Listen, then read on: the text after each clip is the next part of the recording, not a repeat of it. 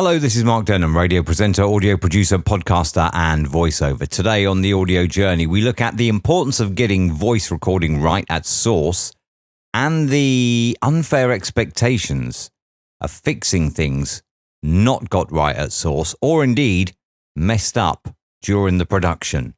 Let's have a listen. We've got 4 recorded clips here. Here's the first one. This is a voiceover with background fan noise. And you can see that background fan noise there. If I normalize that up, favorites and normalize. Oh, there's the background fan noise. We'll undo that because we don't need to make it that bad. Let's listen to clip 2. This is a recording from the telephone. Recorded on the phone in a echoey room. This is poorly EQ'd and overprocessed audio. Oh, that's horrible. That's horrible. That's the worst processing ever. And finally, and this is what you should be aiming for. Nice, clean recording. There, that's what we want. So what I'm going to do now is I'm going to open up a new multi-track session, and we will call this Voices. And what we'll do is we'll drag in the waveform here, and we will cut and move down. What I would like, actually, if it's all the same, is I would like that to be the right size. Right, okay, so we'll cut this and move it down like that.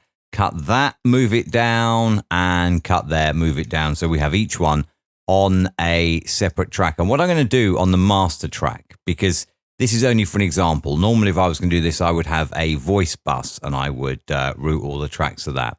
But what we're going to do down here on the master is we're going to use my normal processing here. And let's have a listen to the last one first. And this is what you should be aiming for. Nice, clean recording. Maybe just a little high there on the high. So let's just drop that down just a little and have another listen. And this is what you should be aiming for. Nice, clean recording. Okay, so there we are. There's what it sounds like. But up here first, we have to deal with this noise. So what we'll do here is we will go back to the waveform, and I'm going to select a selection of this. Window, amplitude statistics, scan the selection. -69, -71. We will take -60 because that is as low as it goes. So back into the multi-track. And on track 1, I want to apply a auto gate here. So dynamics start with the default auto gate at -60, and we can call that done. This is a voiceover with background fan noise. No effect on the actual audio itself, and just to prove it, if I mix down that little time session there, you can see no noise versus noise and noise. So you can see that we have made an impact on that. Let's have a look at voice number 2, the echoey telephone call. This is a recording from the telephone. Okay, so recorded on the telephone. What do we want to do first? Just in case there is any background noise, we'll go in and we'll apply some adaptive noise reduction to that. Note it is a CPU intensive effect, hence why it comes up in red. And then we have to deal with that reverb. So let's go in here now. Noise reduction. De-reverb. I don't like using this. I know some people encourage it. I don't like it because listen to what happens. This is a recording from the telephone. Now that's at 40% and you can hear that's already pulsing, and we've made no impact on the reverb at all. This is a recording from the telephone. Okay, the reverb's gone, but so too is the quality of the sound, pulsing away there, and you can't make out what's being said. This is a recording from the telephone. Again, still pulsing away. You can't make out what's being said. Let's go to 50%. This is a recording from the telephone. Still the reverb is there. Let's go to 60%. You need to find a happy medium here. This is a recording from the telephone. And you can hear again we're cutting into the audio. So we're just going to have to stick with 50%. And we'll just have to accept that the reverb is staying in that. And then the last thing we can do here is we can apply a bit of filter and EQ, starting with the default. Let's have a listen. This is a recording from the telephone. Now you can see on this telephone recording. This is a recording from the telephone. You've got virtually nothing on the bottom end here at all. Virtually nothing, and nothing on the top end either. So in terms of boosting this, it'll have no effect because there's nothing there to boost. In terms of boosting this, again, no effect because there's virtually nothing there to boost. So what you've got to work with is this bit here, really. And let's see what we can do. Let's just loop this. This is a recording from the telephone. And we'll put that into loop mode. This is a recording from the telephone. This is a recording from the telephone. This is a recording from the telephone. This is a recording from the telephone. See if we can add some clarity. This is a recording from the telephone. This is a recording from the telephone. Okay, so that's probably the best we can do with that. I think you'll agree. If you are doing a telephone interview, that'll be the best that you can get from an echoey telephone. But in terms of broadcast standard, nowhere near. Now let's have a look at this. This is poorly EQ'd and overprocessed audio. Oh, that's horrible, isn't it? Do you know what? What I would generally do with that, I would just delete it because it's rubbish. But for the purposes of this, right, that's obviously highly compressed audio. Look at it. There's no dynamic range left in there. And you can't really undo the compression on that. What we'll do, though, is we'll loop this one as we did with the last one. And we'll see. This is poorly EQ'd and overprocessed audio. We'll see what we can do with the... Let's have a listen. We'll see what we can do here with the EQ. Filter and EQ, the parametric equalizer. This will look horrible. This is poorly EQ'd and... Hang on 1 second here. I want filter and EQ, parametric equalizer on the correct track. Okay, that's better. This is poorly...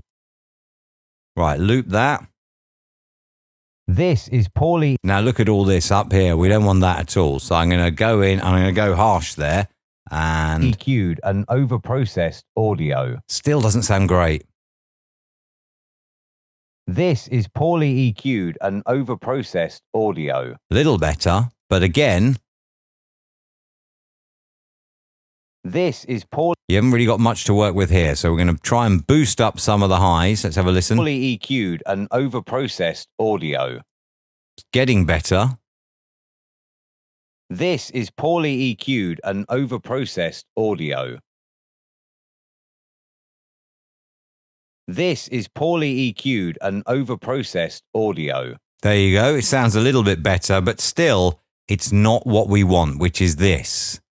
And this is what you should be aiming for. Nice, clean recording. Now, if I was to go down here to the master, I can change the EQ on this. I've got a little bit of light compression now. I've got a hard limiter to make sure nothing exceeds 0. And all of these are in here.